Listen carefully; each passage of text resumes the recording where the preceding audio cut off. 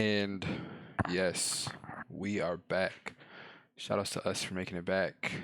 You, me, all of us. All of us. Today we're looking at Diablo 4. I was not expecting this news today. Golden Dungeons, in-game details, and more. And yes, we have another day of how will we spend days without Diablo. This is how we spend days without Diablo. Watching videos, thinking about it a little bit, and then going on to do something useful with our lives. Or not, it's okay. Today I did back and biceps. My body is sore, bro. Really sore. But let's get right into it. Well, yes, I have returned with your daily dose of all things Diablo 4. We've got Thank a you, mix thank of you. official news and very big, reputable leak showcasing some of the in-game systems that you Uh oh. probably don't know about. This is Uh exciting oh. stuff. Uh And we've oh. got additional details. Leaks. I'm. I'm not for leaks. Like, I'm not gonna go on my way to search for leaks. I don't like leaks, but if they're in this video, we're just gonna take it at face value. But at no point do I encourage anyone to go look at leaks. It's like, it's how you ruin the game, bro. About updates to the respec system, the in-game Golden Dungeon as it's called, the Tree of Whispers, and the future of ARPG is MMO. Well, we're going to talk about that one as well. So let's dive straight into the What do you say? The future of wait, what?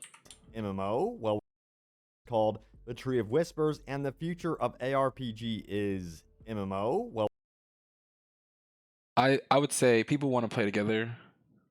I think if you can incorporate whatever genre it is alongside playing with people, that's the way. we're going to talk about that one as well. So let's dive straight into this. First and foremost, starting out with that very big leak, which is right here. Now, I can't show you the actual leaked map, Thank but you. I can at least go into detail as to what is on here. And there's some new things on here that I have never seen before. And we've got confirmation as to what those things are, and they relate to the end game. Now, what I can show you is this one right here. And of course, this area that you are seeing outlined in black is Fractured Peaks. That's what we got to experience during our beta time. So for all the people again who were complaining about the beta, you were upset you got to play one, two, three, four. Let's say 1/5 of the game. You got to experience 1/5 of the game, and somehow you were just like, "Oh, this game is terrible. I'm not gonna like it." Dude, got to experience 1/5 of the game, by the way.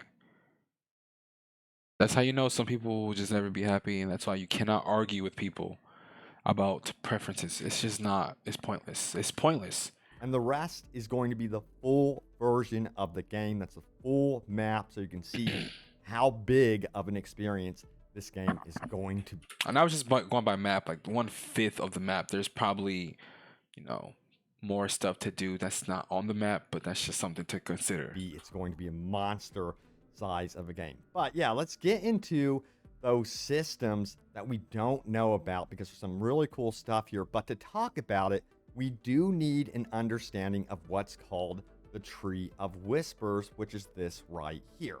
So yes, it looks like a really cool location, by the way. I cannot wait to visit this, but this Interesting. ties very much into the in-game systems that we will be able to experience in Diablo 4.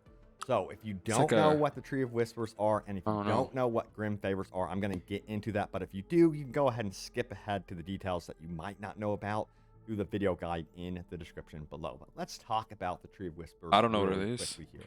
So yes, the Tree of Whispers is this right here. Has a few loose ends to tie and needs your help settling the score. Displayed on your map, players will see various whispers scattered throughout Sanctuary. Complete the associated task and be met with experience, gold, and Grim Favors. The number of Grim Favors you receive from completing a whisper varies, but once you've completed 10 Grim Favors from the dearly departed, they can be exchanged at the Tree of Whispers for a bevy of loot and experience to reward your heroics. And this also includes legendary stuff. Now, Ooh. the type of Uh, whispers a player sees on their map rotate frequently, with new ones becoming available throughout the day for you to track. Now, each whisper will offer both a different set of rewards and experience for completing it. So it's kind of sounding like It's very much So it sounds like dailies. Um, I hmm.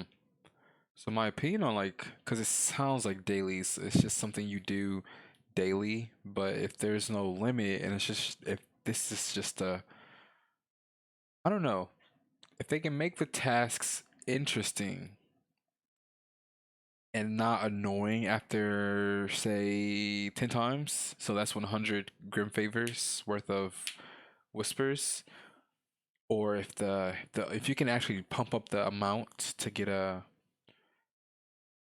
difficult, I don't know, it's cool, but on paper anything can sound cool. Really, it depends on how it interacts with the gameplay. Does it take away from the campaign?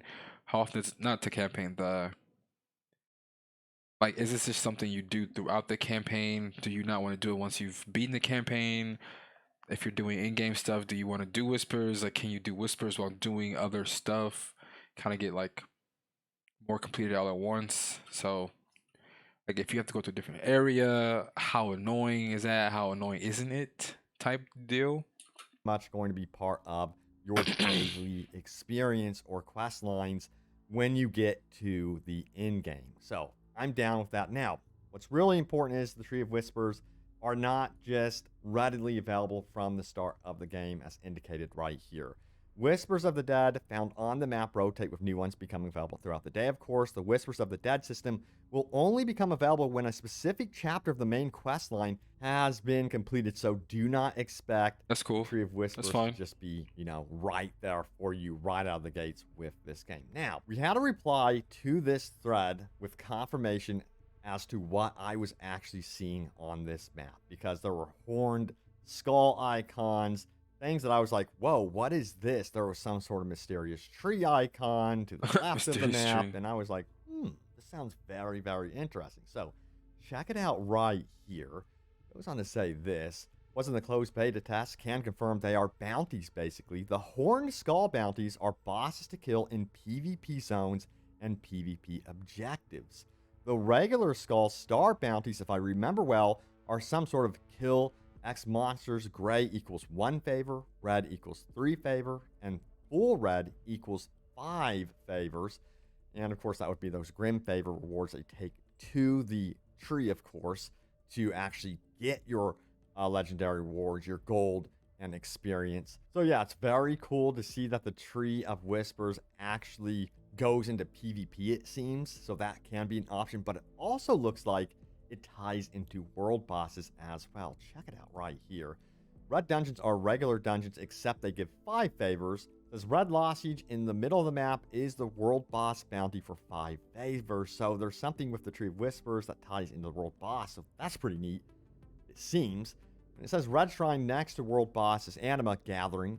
Then you kill the elite that pops up an altar where you turn in the anima you gathered, question mark. So he's kind of unclear about that one. Seems like his memory's a little bit fuzzy there. But yeah, take a lot of this with a grain of salt. I was just gonna say, I'm just gonna take this with a grain of salt.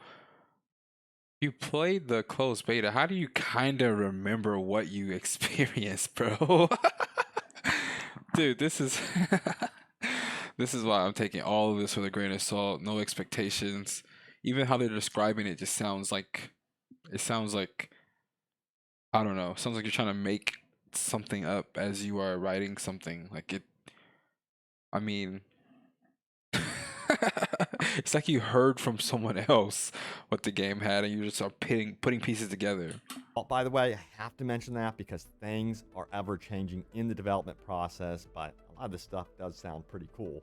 Furthermore, it says this reverse triangle, don't remember, but Of I think course. it's an event, if I'm not mistaken, like do 3 events to finish the bounty. The skull with the red ramifications at the very east of the map is the Tree of Whisper. The Golden Portal Dungeon was the capstone level 100 beta dungeon in boss low.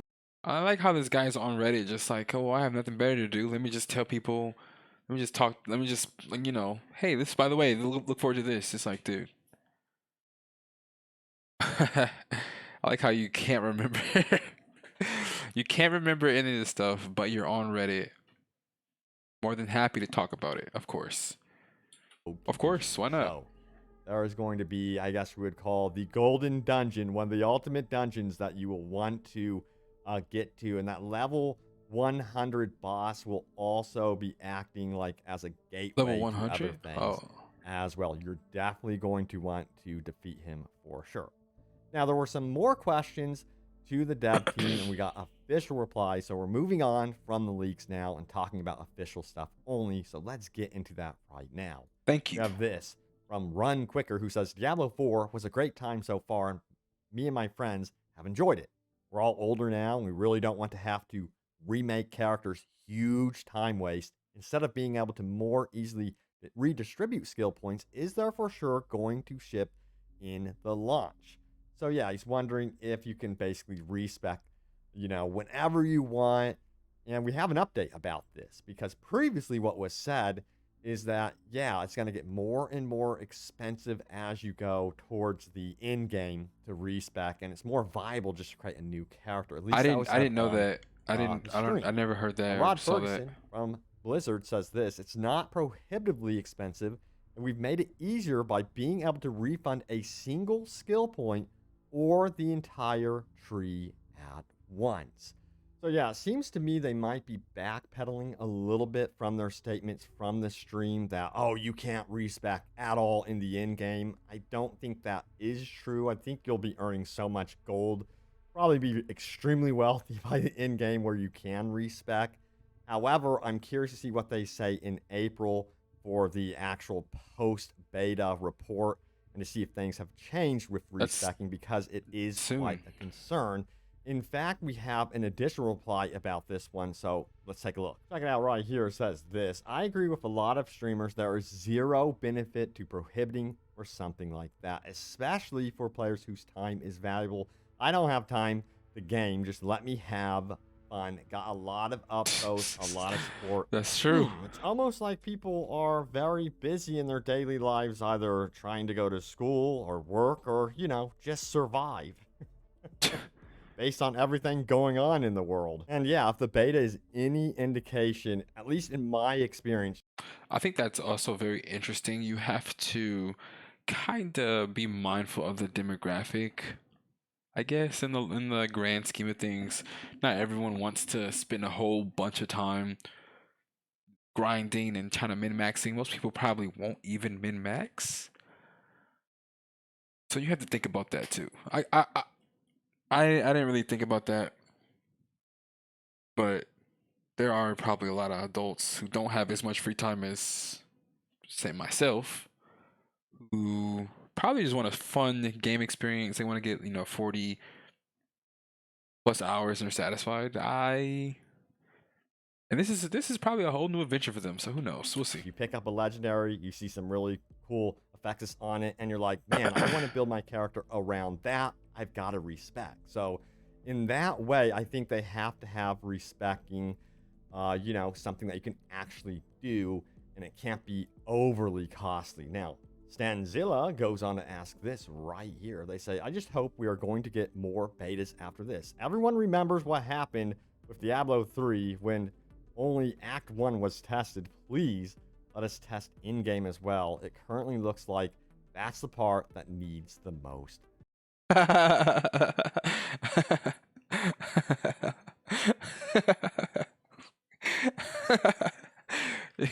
You think you think using logic you think using logic is gonna work here? No, it's not gonna work here, buddy. Feedback. Ooh. Yeah, because there's a lot of opinions about what happened with Diablo 3, and that Act 2 and Act 3 were just not as polished as Act 1. But we have a response from the community manager, Adam Fletcher, that yeah, they actually did do extensive testing beyond Fractured Peaks, beyond the initial Act 1 experience. Ooh. So that does give me a little bit of hope, because I do not believe they did that for Diablo 3. And I think that's actually good news. So I kind of am excited to potentially see what's awaiting for us in the end game here. And remember, we're going to be learning more about the end game and the progression system in April, as confirmed by Adam Fletcher, community manager at Next Blizzard. month. Because yes, they're going to be doing a post-beta deep dive then. So look out for a video from me because I'm going to do a whole roundup of that. Usually, their videos they release as a dev team are an hour long. I hope to condense that down if you guys just don't have the time. But yeah, we got to talk about this one right here. Check it out. It says this original Diablo creators say the future of ARPG is with MMO elements. It goes on to say this for the more conservative naysayers, while on ExileCon 2019, three key Diablo 1 and 2 creators, David Brevik, Max, and Eric Schaefer, state that they see the future of ARPGs going on an MMO area, sandboxy, with raids, world bosses, etc. Because people want to play together. I don't know why this is so difficult to understand, but people do want to progress in a positive manner towards similar goals. Co-op games, I guess, are kind of hard to profit from, maybe, I don't know. But people like the co-op experience. Borderlands 1 and 2, great examples of this. Borderlands 3, despite it being pretty lackluster overall, apparently, in my experience, it was kind of just too buggy. I couldn't even finish the game because it was so buggy. At one point, actually, at 2 points. Anyways, I the point I'm making is people want to play together and not always against one another. And having an ARPG with MMO elements is like the perfect like circumstances because everyone and obviously PvP whatever, but everyone obviously wants the same thing. Let's go to location, let's get loot, let's feel stronger. Go to location, get loot, feel stronger. Hey, you want to do this? I want to do this too. Let's both go to the location. Let's both get loot. Let's both get stronger. So there's really no downsides to it. Even with raids, people want to do raids to feel satisfied. I think Final Fantasy 14 showed that. Raids are liked, revered as something that, despite having no real like accessibility for all players, because not everyone wants to raid, it's there to demonstrate you have some skill, you want to take the game a little bit more serious, and so on and so forth. And I think that goes a long way as well, because This it's was even an better loot. interview with Riker. Love his stuff, by the way. I'm sure you know who he is. But yes, it's obvious that is direction that, of course, Diablo 4 has been headed in during its development process. I don't know if you guys like that or not, but when you go to the town, you can clearly see a lot of the players roaming around, these world boss events with up to 12 other players. It's very much a community driven experience. Some people want an offline option, some people hate that. They just want to be able to play co-op, and some people absolutely love it. So to each their own. But yeah, my question is I this the agree. direction you want ARPGs to be headed in? That more MMO space with online elements, or do you think they should just really keep to their roots and what they've been doing in the past, and essentially keeping it more of an intimate Hold on, let him finish. single player experience? Sound off in the comments down below. I'm kind of curious about your opinion on that one. Honestly, in my opinion, back to what I was saying about you have to know your audience. Hmm. I think there is a large amount of guys, people who play games who want camaraderie that it's really hard to find. And games can kind of fill that void or gap that people want to bond and share experiences, new experiences, share it with other people and kind of, have a real like a bonding experience about it. And that is just often missed. Or the barrier of entry is too hard like with MMOs. It's hard to really convince someone to play an MMO who's not interested in the type of game, like the type of genre first off, the aesthetic of the MMO, like like what it's going for. Like I've never played WoW. I'm never going to play WoW. That's just my opinion. It's never looked appealing to me. I can't. I don't. I've never watched anyone else even play it. I've watched maybe some videos on it. Game Grumps was doing it. Like Ross and them were trying to like get Dan to play or something like that. Or not Dan. I think it was Dan. Someone. It was someone's first time, and it was just like, dude, it just doesn't look fun. So I'm just never going to play it. But I can appreciate the experience it provides. Guilds, raids, even RPing, living a fantasy, a power fantasy, whatever, going through dungeons and like I get it. So I think this is obviously a step in the right direction. If they can just kind of make it seamless and obviously they will know what they want. I think it's obviously a good thing because it gets more people to play, and I think that's what matters a lot as well. Is that people can play and facilitate, help each other, and you get that bonding experience. But we also got to talk about some more feedback about the stash. This one is really important. Check it out. Goes on to say this right here. Feedback: stash should be accessible in every town with a waypoint. I couldn't agree more. Yeah, I Because it agree. also kind of makes visiting some of these other towns, pointless in some ways. You're just like, what's the point of some of these other towns? Yeah, they have shops and other elements to them, but I need to get to my stash. I also might want to do some transmog stuff. I think they should have different inns and setups and safe houses, I suppose you would call them, around all of the towns and maybe even property that you can purchase. I would love to see that sort of thing Oh, added into property you can Diablo 4. purchase. Sure. All right, so here we go. I think you guys know what time it is. It is time for your top comments. Be sure to leave a comment down below. Can you To end up imagine? right here on the screen in a future video. So let's do this. My most recent video was this one. New dev updates, the post-beta deep dive, PvP, PC graphic updates, and missing features. Check it out if you missed that video. It's on the channel. But let's see what you guys had to say about this one. Mercer goes on to say the following right here. He says, thank you for the hard work and very informative information you put in your videos. You've been my go-to for Diablo 4 news Same. updates. Thank Dude, you. thank you so much. I appreciate Thanks, that. That bro. means the world to me.